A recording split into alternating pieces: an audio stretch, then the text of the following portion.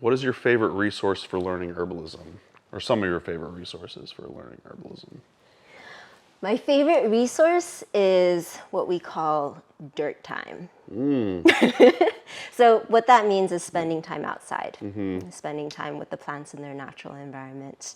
One of my early teachers, Doug, in Utah, New Mexico, somewhere in the desert southwest, New Mexico, Doug in New Mexico, whose last name I can't remember, but he learned a bunch simply by being outdoors. And that I remember when I first started learning, and that was in the desert, there's Lirrea tridentata or chaparral, and like approaching chaparral with my eyes closed under the guidance of a different teacher, Dave Holliday, and just like extending hands and feeling for the fingers, the little leaves of the Lirrea tridentata, and feeling those leathery leaves, and like following the arms of the Lirrea up and feeling that wiggly arm, like you know what Lirrea looks like, right? Sure, yeah, we were just hanging out with Lirrea and Howie and Christina's house, Yeah, so just feeling that and like feeling the stickiness of the leaves and smelling that scent and just getting this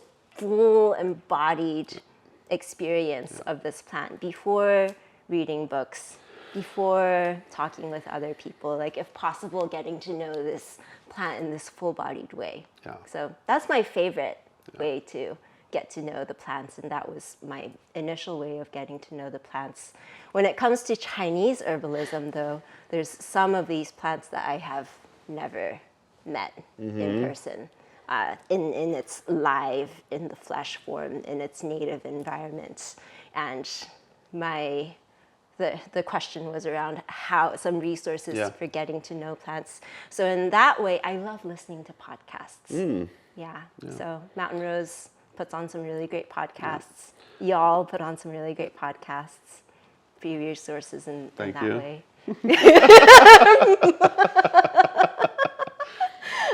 Tea Talks with Jiling. You're welcome. That's right. Yeah, podcasts are invaluable resources. And you probably have some more to say, but I just want to say we just did a plant meditation with Jesus Garcia in Austin, Texas.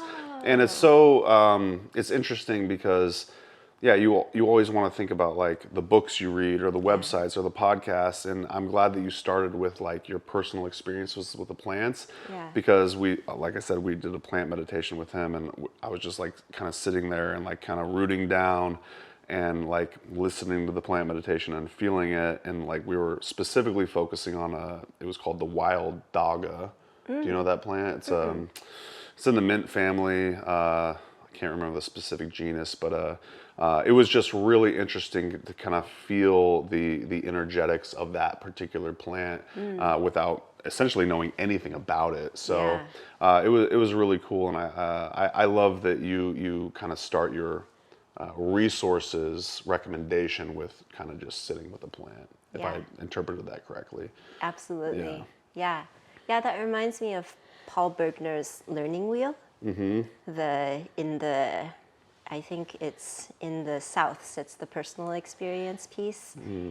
In the West sits the intuition piece, which plant meditation would fall somewhere between that West and South place of personal experience and intuition. Up in the North are botanical ancestors, like what comes from history, what's been written down by Culpeper and Shen Nong and all these herbal ancestors that we've got. And then over in the East comes science and all this new technological stuff that we've got in the modern age. It plays a part. So it's this well-rounded way of looking at how do we come to learn. Like we've got all these different resources, but the most accessible way is like, this is my body, this is how I experience things. Like I can read all I want. There's so much information right now. How not to get overwhelmed, just root back into what's present. I love that. Yeah. So I didn't want to cut you off. We got experience and podcasts. Did you have other ones you wanted to recommend, or? Books. Yeah. There's so many herbal books, though. Sure. More and more. Yeah.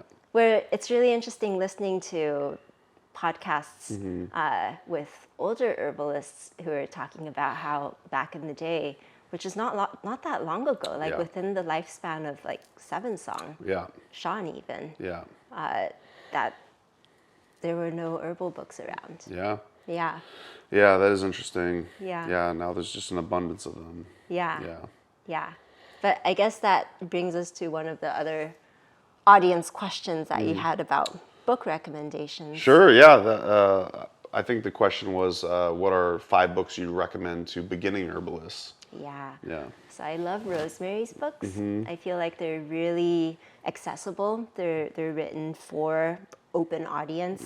Yeah. One of the first books that was given to me by Lucy Michella, one of my first teachers, was Rosemary's Yeah.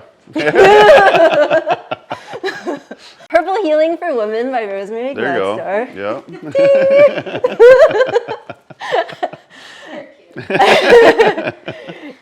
Should I just run in and out? Yeah.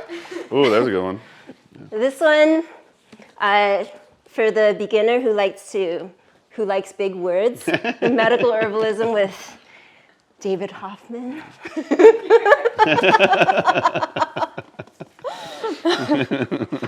And some medicine making books. We've got The Modern Herbal Dispensatory, a medicine making guide by Thomas Easley and Stephen Horn.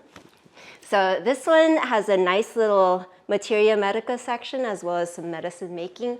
For a classic older medicine making book. We've got the Herbal Medicine Maker's Handbook with Mr. James Green. Do you have that one? Oh, yeah. Yeah. You've Signed. Signed. I get all the herbalists to sign the books to Amelia. So, Wow. So she's going to inherit a library of like 30 herbalism books, and she won't care about any of them. They'll all be signed to her. For growing plants, this book by Juliet Blanket-Sporer. Have you seen this one? Oh, yeah. Yeah, we got that. Yep. This one is beautiful. Maybe signed, I don't know. So the Healing That's Garden Yep. with Juliet for growing plants. And then also this one for growing plants. You're such an herbalist. Grow Your Own Herbal Remedies with Maria Noel Groves is also a beautiful How to Grow Your Own Herbal Garden book. I'd say that was about 5. I think that was more than 5. Yeah, that was great. Yeah. That's a nice collection. Yeah, I feel like that was a well-rounded selection of medicine making, growing plants, recipes with rosemary. Did you think about the answer before I asked you? Of course. Okay. Well, also that's a commonly asked question. Yeah, that's true. It's a very standard, yes, run-of-the-mill question.